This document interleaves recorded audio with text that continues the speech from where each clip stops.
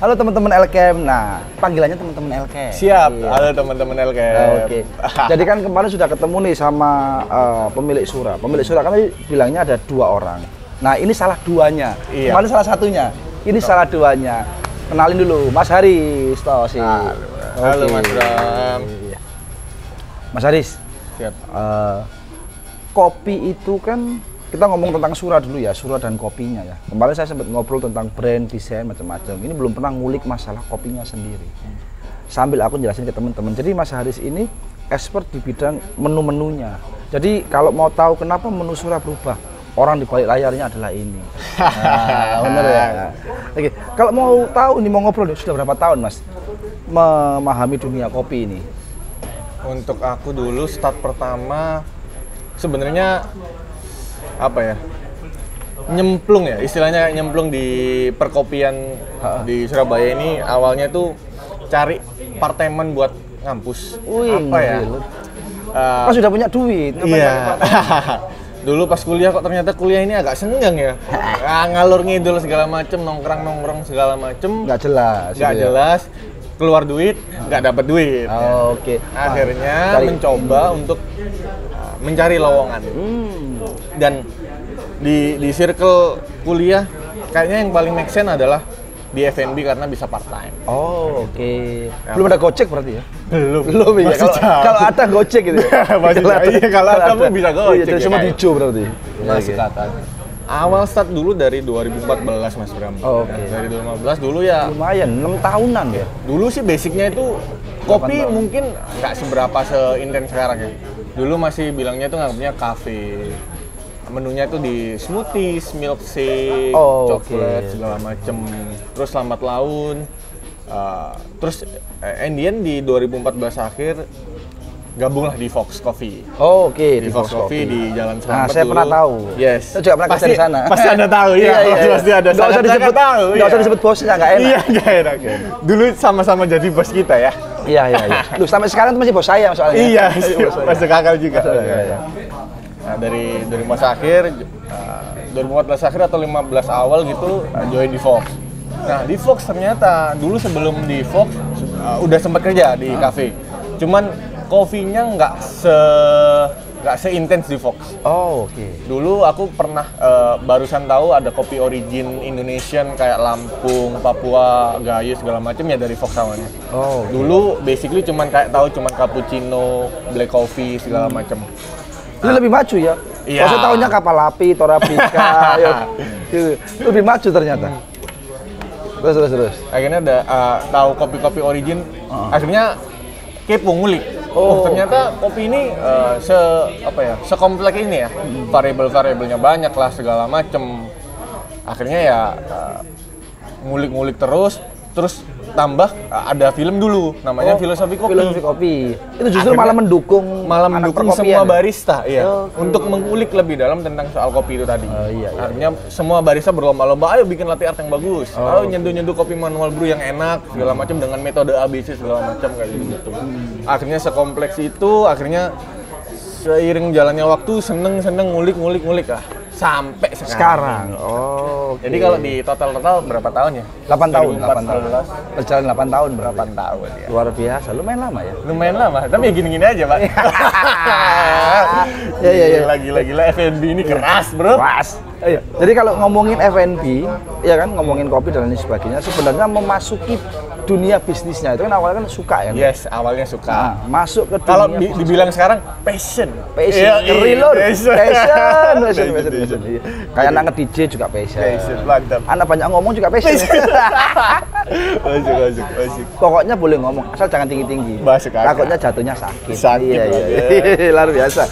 Nah, ini kalau kita ngelihat ini kan posisi kopi sebagai pelaku kan dirimu kan. Yes. Nah, kalau sebagai penikmat kayak kita nih kan sebenarnya itu esensi dari kita menikmati kopinya. Oke. Nah, itu tuh apa? Jadi kan ada anak yang yuk ngopi yuk nongkrong yuk. Akhirnya ngopi, ngobrol dan lain sebagainya selalu dikait-kaitkan dengan kopi. Pernah tahu nggak sejarahnya kenapa kok tiba-tiba dikaitin kopi? Kenapa nggak? Yuk ngeteh yuk. Waduh. Nah, itu kenapa kok tiba-tiba selalu dikait-kaitin nongkrong dan kopi? Pernah tahu nggak gitu? Kalau aku sih dulu dari sekolah pasti apalagi SMA cabut sekolah ngopi segala macem. Kayak ngopi itu kayak udah jadi apa ya? Rutinitas yang harus dilakukan. Mungkin karena ada something zat di dalam kopi, entah itu kafein atau apapun yang bikin entah relax, entah tenang atau bikin produktif mungkin. Seperti itu mungkin.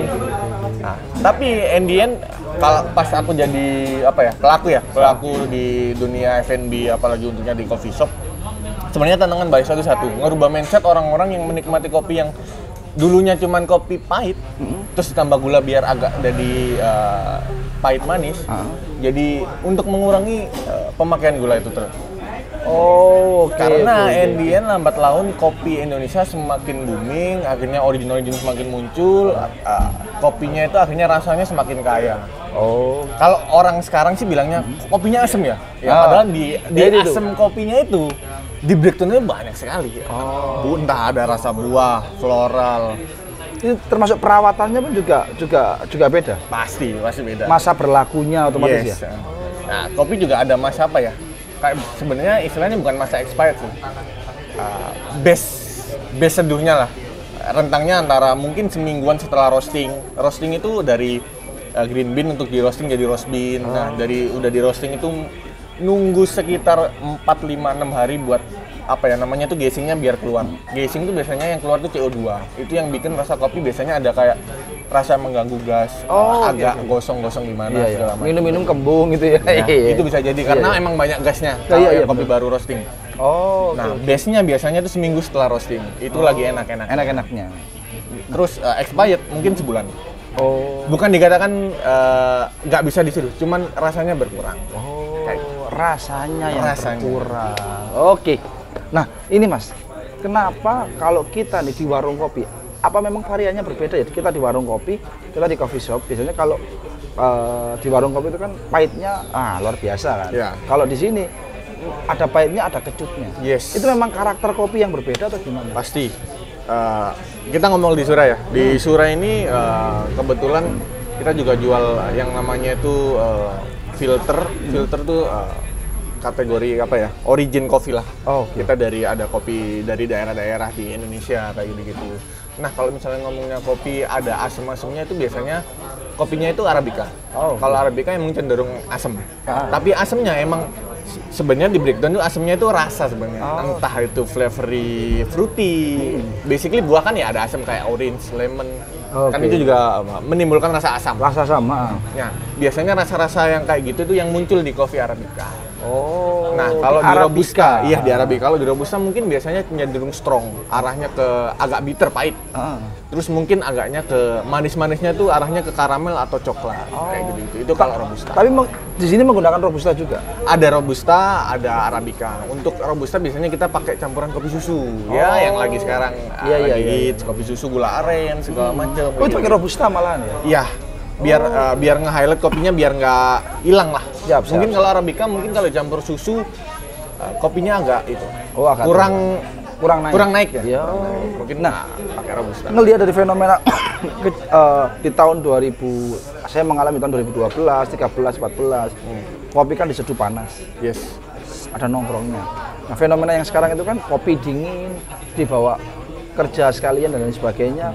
Itu fenomenanya memang bergeser secara industrinya atau memang refresh apa ya, maksudnya itu kenapa kok tiba-tiba itu langsung muncul lah kopi-kopi dingin. Karena kita nggak ngerti ya kopinya rasanya amburadul, nggak jelas dan lain sebagainya. Jadi kita bilangnya fenomena kopi susu ya, yang sekarang ya sampai saat ini masih booming.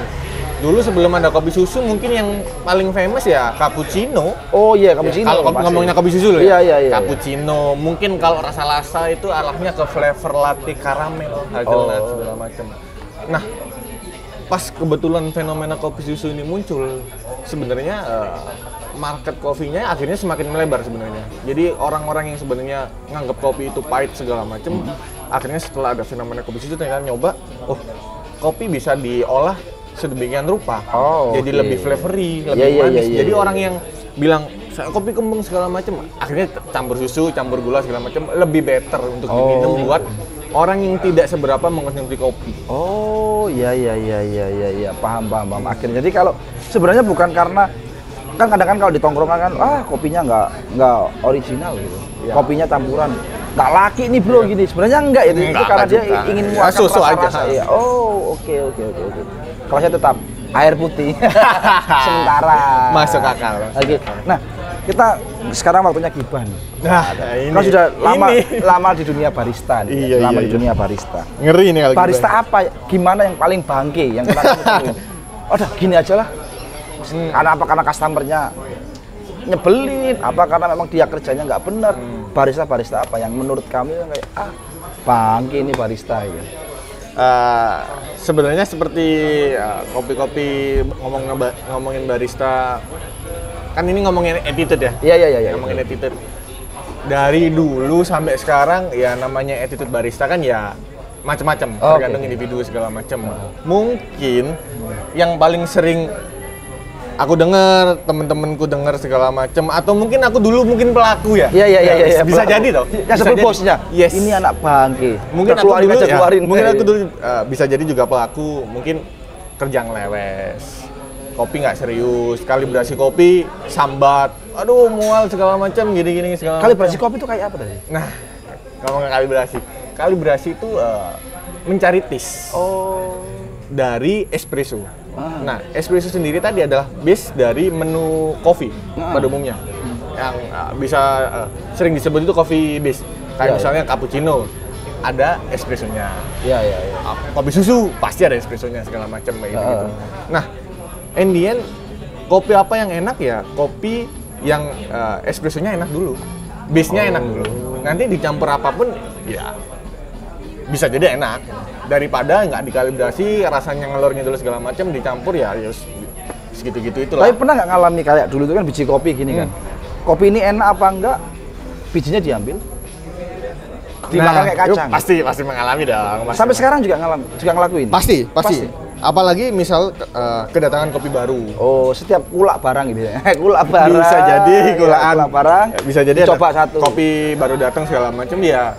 Sebenarnya kayak ngepletes kopi ya dimakan langsung segala macam ya. Indian cuman tahu apa ya? Rasa base-nya lah. Oh, base-nya gini. Nanti, gitu sudah kelihatan ya? Bisa jadi kelihatan. Nanti tinggal di treatment pas kalibrasi. Ini base-nya harus diapakan dengan variable tersebut. Oh, berarti memang menggunakan rasa ya untuk ini diapain ya. itu menggunakan pembiasaan ya? Ada pembiasaan, sensori kan, sensori lidah. Dulu sebelum fokus di kopi juga aku ngerasanya kopi ini cuman pahit. Ya. Lambat laun, dicoba terus segala macam. Akhirnya tahu, akhirnya kan sensori ini kan bertambah. Oh ya sensori ya, sama sensor. kayak anak musik itu telinganya. Ya telinganya akhirnya kan peka.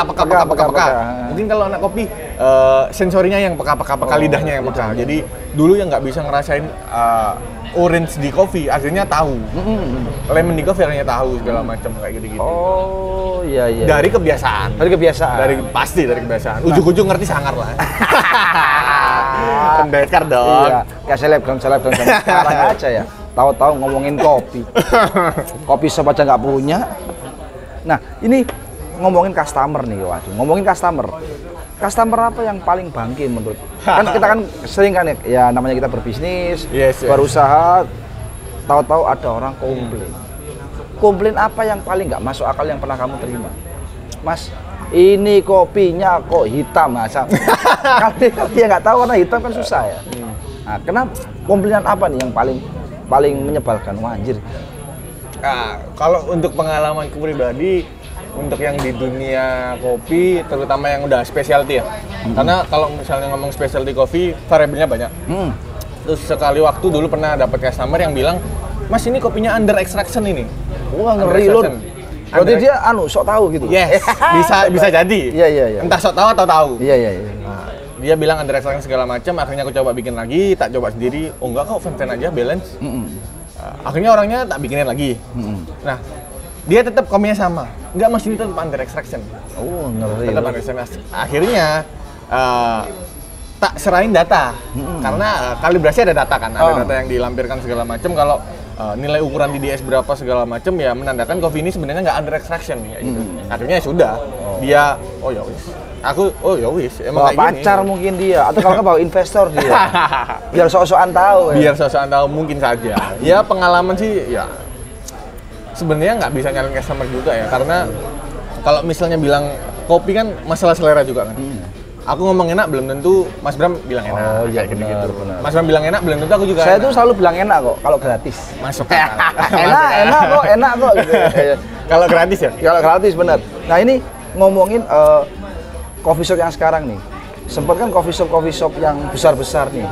Kita sebut Starbucks, Excelsior dan sebagainya. Dia itu kan konsepnya kan bener-bener orang nongkrong tuh. Ya. Tapi sedangkan Sura ini berbalik. Ada anak-anak kreatif yang datang, ada teman-teman musisi yang datang, ada orang-orang yang sales datang. Kayak gitu kan datang semua tuh. Nah, sebenarnya itu konsep yang benar untuk membuat coffee shop itu apakah ada aturan-aturan yang berlaku? Sebenarnya kalau secara pakem ya pasti secara apa ya? Ya bisnis coffee shop kan. Ya entah dari produk, entah dari vibe, entah dari desain interior yang dijual atau entah tempatnya yang strategis segala macam ya, semuanya coffee shop punya apa ya, punya integritas masing-masing lah, ya nggak bisa dipukul rata, nggak bisa disamain segala macam ya. Setiap coffee shop punya masa sendiri-sendiri yang mungkin Sura cocoknya buat orang yang seperti ini. Mungkin tipikal customer Sura mungkin tidak cocok di coffee shop sebelah atau siapapun coffee shop itu segala macam. Karena sekarang konsumen berhak milih juga Ya sih, untuk kopi di tempat yang menurut dia bisa apa ya, bisa memenuhi ekspektasi dia untuk ngopi, entah nongkrong atau segala macamnya itu sih.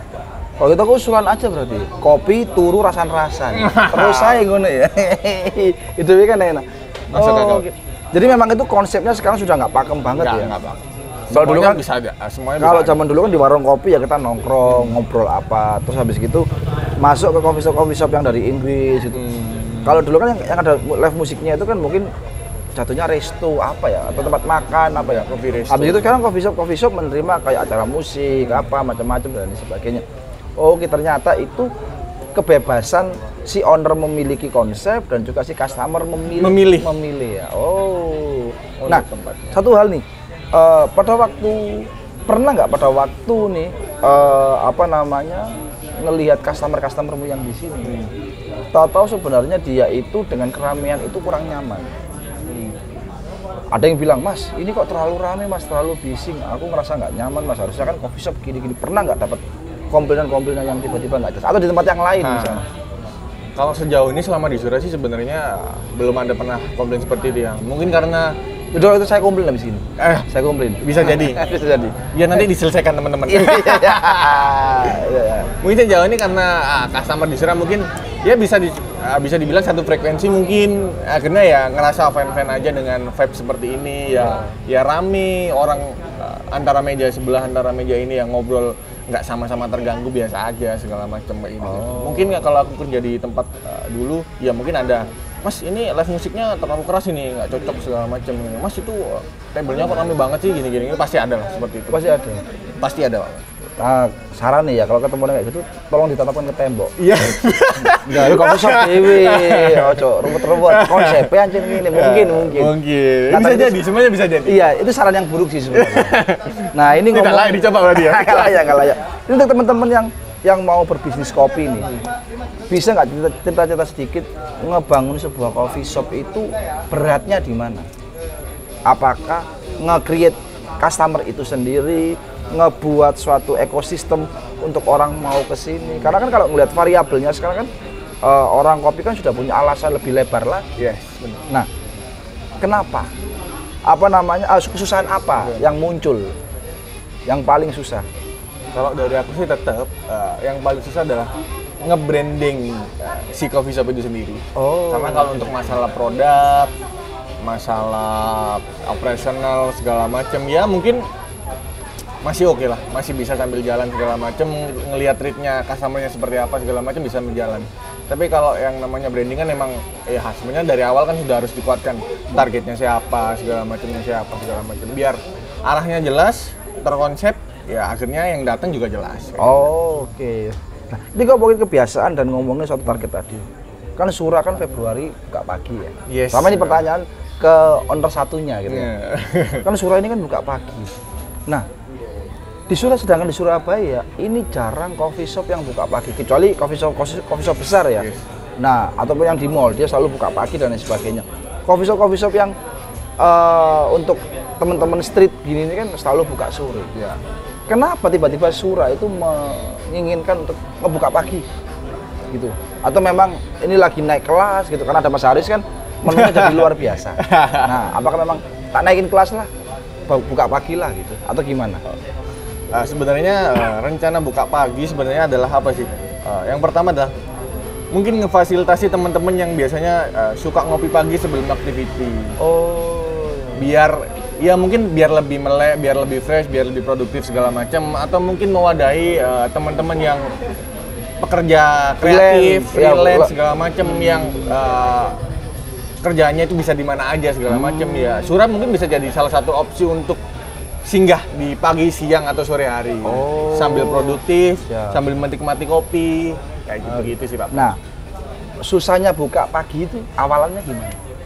Yang pasti yang awal-awal itu krik-krik juga. Yes, pasti. Pasti krik-krik pasti ya. Yang susah pasti ngebiasain customer untuk apa ya? Ya nggak semuanya orang juga bisa ngopi pagi kan ya. Atau enggak, orang juga masih banyak yang kerjaannya office hour dari 9 sampai 5 kayak mungkin segala macam. Ya mungkin emang sasarannya bukan karena banyak pegawai di sini ternyata daripada anak kreatifnya. Ngomong sok kreatif, tapi kalau pagi semuanya kerja. Sama kayak saya juga. Kalau pagi tetap karyawan. Kalau malam sok-sokan anak kreatif. Freelance kreatif. Oke, Mas Haris, satu pesan nih buat customer Sura, teman-teman Elkem yang main ke sini. Kalau kita nih baru datang ke cafe shop, harusnya kita tuh bertingkah laku seperti apa? Yang paling baik ya kan. Jadi biar ini juga teman-teman Elkem kalau main ke sini, oh ternyata kalau kita di cafe shop itu ya harus gini loh supaya kita tuh diterima di lingkungan. Karena kan kalau melihat dari Sura ini kan banyak komunitas, banyak circle, banyak orang yang awalnya nggak kenal jadi kenal gitu. Nah, itu gimana? Kalau saran yang baik. Gitu kan akhirnya kita bicara apa ya? Adab bertamu di sebuah coffee shop. Nah, kalau misalnya ngomong adab ya, semua coffee shop punya adabnya masing-masing. Oke. Entah order di table, order langsung di kasir, yang dipesen diambil sendiri, atau yang dipesen dianterin. Ya kan semua coffee shop kan punya adab sendiri-sendiri kan, punya cara operasional sendiri-sendiri segala macam. Ya kalau untuk di Sura ya adabnya untuk pastinya langsung di kasir. Nanti di kasir bisa ngobrol sama Mbak atau Mas barista untuk menanyakan di sini niatnya ngapain. Ngopi kita kasih menu rekomen kopi apa segala macam, mau panas dingin segala macam, mau kalau nggak tahu mending tanya berarti. Tanya pasti dijawab dengan baik. Dijelasin produknya apa biar sesuai ekspektasi. Oke, biar nggak tahu-tahu dikasih. Biar nggak tahu-tahu bilang kok nggak enak segala macam. Nah, mungkin padahal bisa dia aja kebanyakan di warung kopi. Nah, jadi teman-teman Elkem dan panggilan juga untuk kawan Sura. Di situ Sura itu dipanggil kawan Sura. Kawan Sura. Oh, kawan manis. Kawan manis ya? Kawan manis Sura. Kawan manis Sura. Ada manisnya, Bro. Kalau kamu nggak manis. Biar nggak salah outlet ya. Iya, kawan manis Sura. Kawan manis Sura, benar. Nah, boleh dong Mas ngajak teman-teman Elkem sama kawan manis Sura untuk main-main ke sini. Silakan. Oke, ya buat teman-teman yang nonton video ini, yang pertama ya terima kasih buat teman-teman Elkem yang sudah ngajak saya ngobrol. Mungkin ya sama-sama. Ya ngobrolnya mungkin ngalor ngidul, ngalor juga ya kayaknya ya. Ngalor juga ya kayaknya ya. Ngobrol basa-basi tongkrongan aja sebenarnya. Ya semoga dengan video ini bisa ya sedikit-sedikit ya kalau ngomong edukasi ya muluk-muluk ya biar orang tahu aja lah. Iya. Kalau ya ngopi, adab ngopi atau production kopi segala macam ya seperti ini tadi kayak gitu-gitu. Oke. Ya udah kalau gitu teman-teman Elkem, saya ucapkan terima kasih. Kawan manis Sura juga ucapkan terima kasih. Kalau gitu aku ucapkan terima kasih juga sama Siap, terima kasih Pak Bram ya. Ngobrol. Siap. Kalau gitu dadah dulu Mas. Siap, thank you.